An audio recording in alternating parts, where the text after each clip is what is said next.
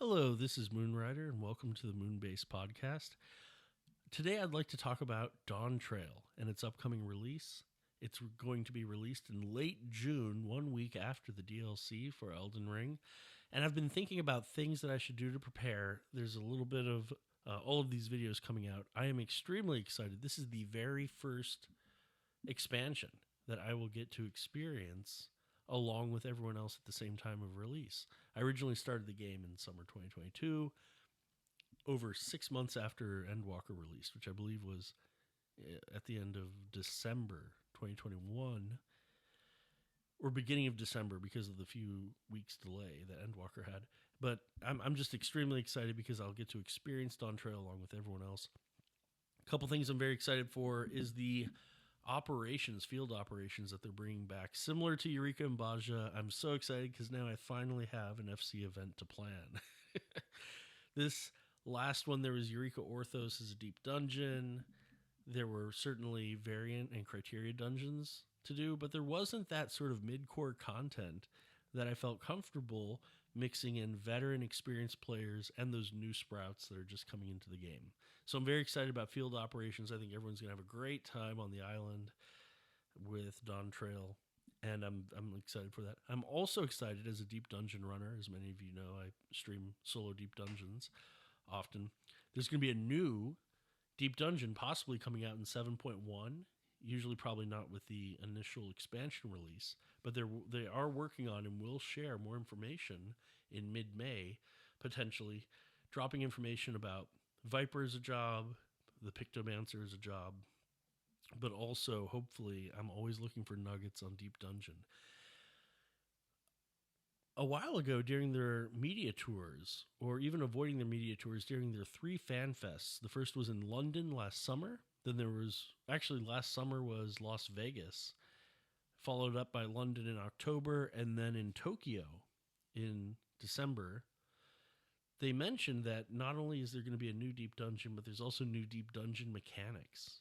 And I'm thinking this might include, here's my predictions, something for speedrunners. Maybe they're going to have a counter that takes track of time so it can be officially uploaded to the Lodestone, and will somehow make maybe more official the speedrunning boards that they're tracking.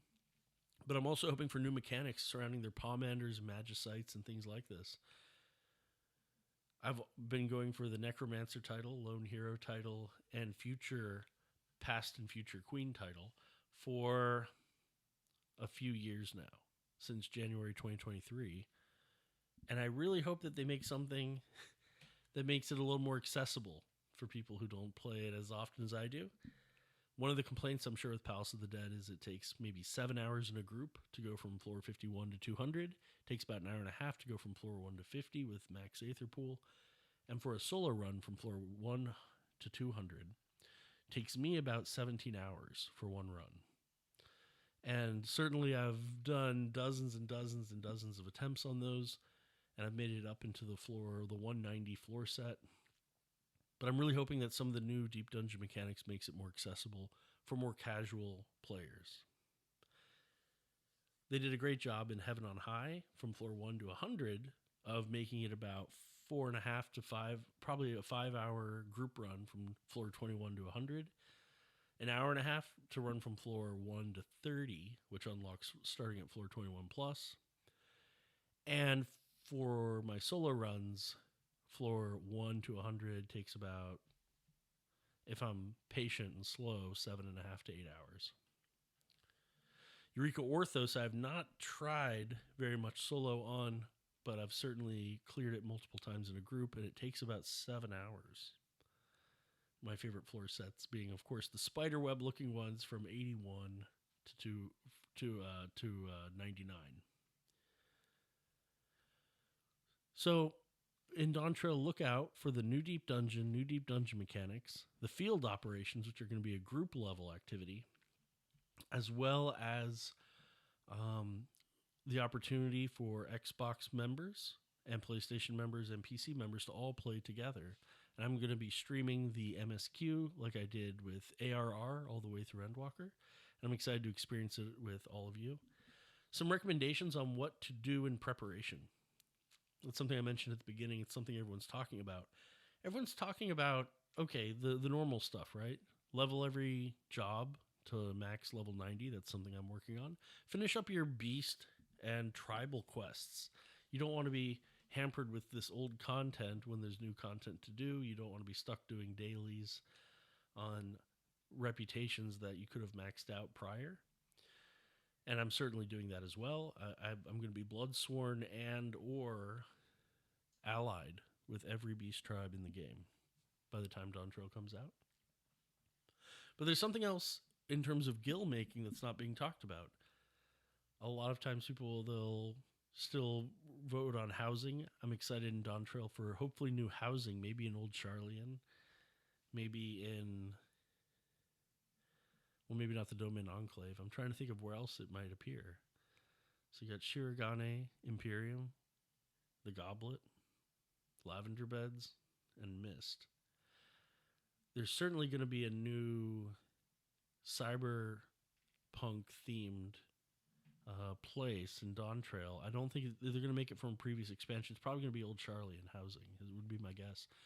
But you can certainly save up for housing. One way I'd recommend to make Gil is with the new update. There's going to be a graphics update, but also you can use multiple dye now on your gear.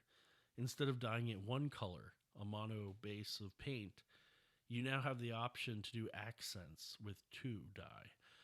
Now let's go back to our microeconomics class. What happens when you need 2 of something where you only needed 1 of something before? Well, you have the same supply of players that are farming the dyes, but now the demand has doubled. People are going to need 2 dyes instead of 1 for each piece of gear that they're dyeing and accenting. So I suggest farming pigments with your miner or botanist, farming various pigments of different colors. You might want to even stock up on these because I think the price of dyes are going to go up. The days of 400 to 600 gil dyes might be in the past. The new norm might be 1,200 to 1,500 gil dyes. But either way, that's just one way that you can start making a little bit of side gil in preparation for Dawntrail. There's probably going to be some gil sync mounts for 50 million gil. Certainly housing takes up more gil, and there's always lots to do. But these are things that I'm going to be focused on. I'm going to be continuing to do deep dungeon runs. I'm going to start streaming regularly Dawntrail MSQ coming up, and I'm really excited for it. If there's something in particular for Dawntrail that you're excited about, whether it's the graphics update, the housing update, they're going to also expand the number of items you can use in housing. And I think this is going to completely change the approach that designers use. If you can use 200 items instead of 100 in a house, the designs are going to become much more intricate and probably more expensive in terms of using the market board to try to fill up your house with enough items. But anyway, tell me what you're excited about, and I'll see you there, and I'll see you live. And thank you for joining. Thank you.